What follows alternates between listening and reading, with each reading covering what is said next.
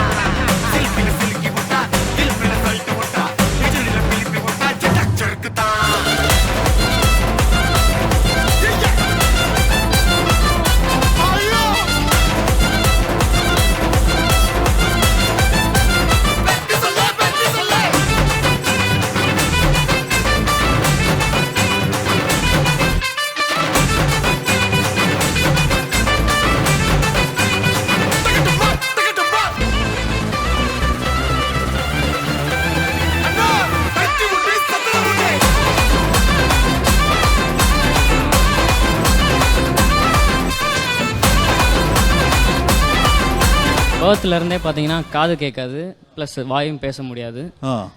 இவருக்கு தம்பி ஒருத்தர் இருக்காரு. ஸோ இவர் தம்பிக்கும் அதே மாதிரி சேம் ப்ராப்ளம் பை பர்த்லேருந்தே இருக்கு. பட் டயலாக்ஸ் நல்லா பேசு இல்லை, அப்போ எப்படி அவர் வந்து மற்றவங்களோட கோஆர்டினேட் பண்ணி அது எப்படி அவர் டான்ஸ் பண்ணுறாரு? ஸோ ஆனால் அவனுக்குன்னு எதுவுமே டீச் தனியாக பண்ணதில்லை.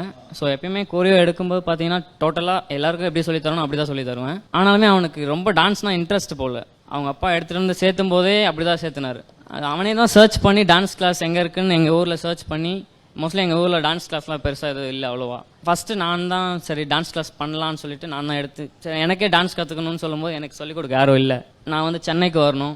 ஸோ அங்கே போனால் அவ்வளோ வீட்டிலலாம் அவ்வளோ விடலை, சப்போர்ட் பண்ணலை எனக்கு. ஸோ அங்கே போய் பண்ண முடியாது. ஸோ அது எனக்கு சரி நானே பண்ணணும், நம்ம ஊரில் நம்ம பண்ணலாம், நம்ம எடுத்து பண்ணலாம் அப்படின்னு சொல்லி ஸ்டார்ட் பண்ணேன்.